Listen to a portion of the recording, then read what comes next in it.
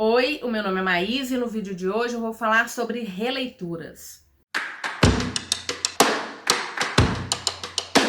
Antes de mais nada, se é a primeira vez por aqui, se você gosta de livros, de leituras coletivas, de tags literárias, considere se inscrever nesse canal, te peço a gentileza para curtir, compartilhar, me seguir nas outras redes sociais, Instagram, no Scoob, no Twitter e lá no Telegram, onde eu posto as leituras coletivas e algumas ofertas. Eu tenho visto há algum tempo lá no Instagram muitas pessoas listando livros que elas gostariam de ler como se fosse a primeira vez. Então, perder a memória em relação àquela história para voltar para aquele mundo. Eu percebi que, na verdade, eu não gostaria de ler como se fosse a primeira vez. Eu gostaria de ler sendo a segunda, terceira, quarta vez, porque foram histórias que tiveram reviravoltas, ou por uma questão de sentimento, enfim. Eu vou comentar para cada um desses livros o que me faria voltar a essa história. Então, na verdade, eu gostaria de reler para reviver alguns desses sentimentos em relação a todos esses livros. Escolhi 13 livros, achei que 10 não estava me cabendo ali e acabei deixando esses 13. Eu descobri vendo os meus vídeos mais antigos, em janeiro mesmo eu já estava postando 2+1 livros para ler em 2022. E eu acho que é um número que sai daquele limite dos 10, me dá uma brecha e uma elasticidade, e por isso trouxe 13 livros que eu gostaria de reler.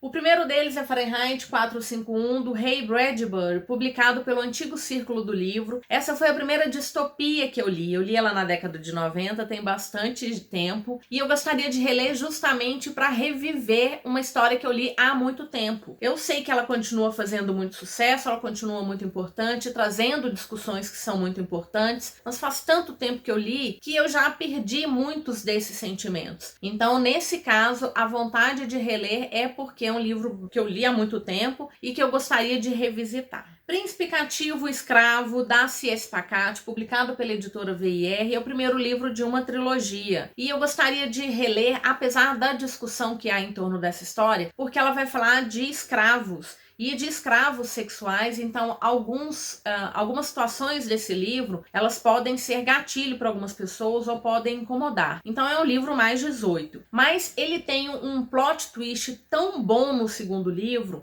e tem um personagem que é tão odiado no primeiro e que depois se torna simplesmente fabuloso, que eu gostaria muito de revisitar essa história. Na verdade, eu gostei tanto do plot do segundo livro que assim que eu terminei a trilogia, eu acabei pegando o primeiro livro para ler de novo, mas depois não dei continuidade porque fui focar em outros livros. Mas nesse caso aqui, a vontade de voltar para a história é acima de tudo por conta do plot. Gostei de toda ela, mas o plot foi realmente fenomenal. A Quinta Estação, sim, vou falar de novo da Quinta Estação, da N.K. Jemisin, publicado pela editora Morro Branco. Já falei muito desse livro, que é o primeiro de uma trilogia de ficção científica. Um livro que já recebeu muitos prêmios e que eu amei completamente todos os 3 livros. Mas eu gostaria de reler essa história porque nós temos um narrador que a gente só vai conhecer no 3º livro. E ele muda completamente a perspectiva dessa história. Pelo menos eu entendo dessa forma. Então, por conta desse narrador, que é um mistério no primeiro e no segundo livro,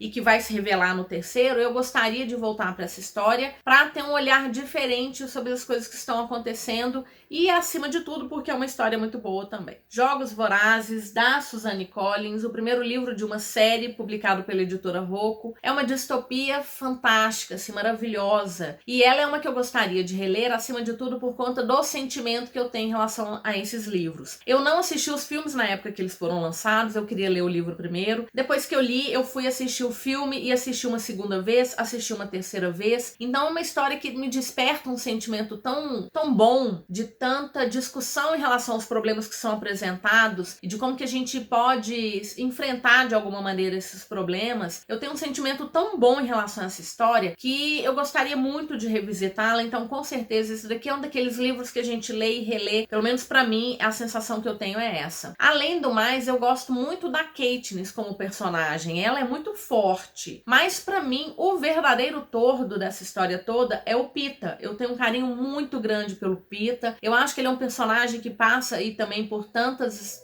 situações complicadas, da mesma forma que a Katniss também passa, mas ela é mais durona, ele é mais sentimento. Então, Eu gosto muito de todos os dois, gosto de toda a trama dessa história e eu gostaria de reler acima de tudo por conta do sentimento que eu tenho em relação à série. O Mar Sem Estrelas, da Erin Morgenstern, publicado pela editora Morro Branco, foi uma história que eu li no ano passado e que eu adorei, apesar de não ter entendido grande parte dessa história. Muita gente que termina esse livro fala isso, né? Que entende, que gosta, mas que muita coisa se perde, porque é tanta coisa que acontece e há tantas subtramas que às vezes a gente não dá importância para elas, mas elas são importantíssimas para a construção da história. E quando a gente chega no final, que a gente vai relembrar algumas dessas situações. Então, nesse caso, a vontade de reler, ela tem muito a ver com a sensação de reinterpretar alguma dessas subtramas, de pegar algumas pistas que a autora deixou pra gente ao longo da história e que grande parte delas eu acabei ignorando. Então, esse daqui é um livro que, na verdade, é daqueles que a gente precisa ler, reler e ler mais uma vez para ver se consegue pegar todas as migalhas que a autora deixa ao longo do livro. Não Conte a Ninguém, do Harlan Coben, publicado pela editora Arqueiro. Na verdade, vários livros de suspense e mistério eu tenho a vontade de reler, porque normalmente eles têm reviravoltas tão fantásticas que às vezes a gente quer voltar para entender onde é que o autor deixou pistas, se é que ele deixou. Então, dentro desse gênero de suspense e mistério, eu poderia colocar todos os autores. Já li muitas histórias do Charlie Donleia e gosto bastante. Quero ler as histórias do Robert Brinza. Conheci recentemente o John Nesbo. Quero ler algumas histórias da Karen Slaughter. Enfim, gosto muito de Agatha Christie, já revisitei algumas histórias dela. Gosto muito de Arthur Conan Doyle, também adoro as histórias do Sherlock Holmes. Nesse caso específico, há uma reviravolta tão impactante que deixa a gente, de certa forma, até bastante chocada. Eu fiquei chocada com o final dessa história. Era aquelas que a gente imagina que terminou, mas o autor vem e fala, não, peraí que tem muito mais.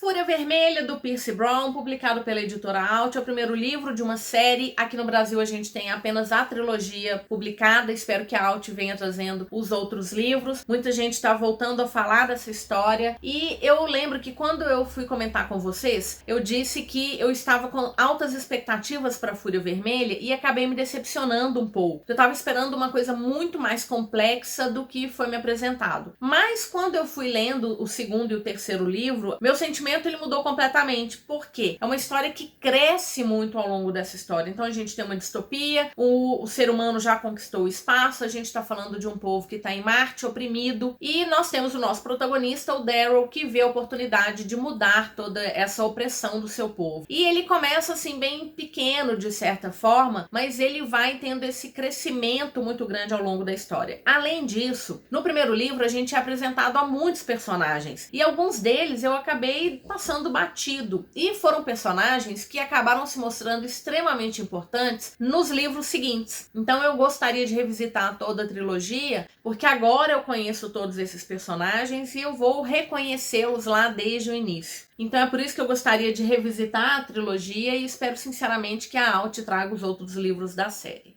Crave a Marca, da Verônica Hoff, publicado pela editora Rocco, é o primeiro livro de uma duologia. Adorei essa duologia, acima de tudo porque a gente tem um plot twist no segundo livro, que eu preciso realmente revisitar isso, porque isso muda completamente a perspectiva dessa história. Então voltar para o início agora, entendendo o que vai acontecer lá na frente, e na verdade, coisas que já tinham acontecido e que levaram àquele momento atual, e daí dar sequência, né? Ela vai mudar a forma como eu vou entender essa história. É uma distopia, uma ficção científica também, e que eu sei que tem alguns problemas, mas eu vejo muito mais o que as discussões e essas reviravoltas que vão me saltar aos olhos aí. Então, dois personagens de povos que são inimigos, então aqui a gente tem enemies to lovers, então eles são inimigos, eles se percebem como inimigos, e eles vão ter que ficar juntos mesmo enquanto inimigos, e depois eles vão descobrindo aí algumas coisas em relação aos seus povos que vai mudar completamente o destino desse mundo, na verdade. Então eu indico muito e o plot é fenomenal. A Grande Solidão, da Christine Hanna, publicado pela editora Arqueiro, é um livro de drama. Eu não sou muito de ler histórias de drama e eu já li 2 livros da autora, então ela realmente gosta de fazer o leitor sofrer. Eu li Os Quatro Ventos, que foi a publicação recente da autora aqui no Brasil, e ele é um sofrimento do início ao fim, mas ele debate temas extremamente importantes. No caso de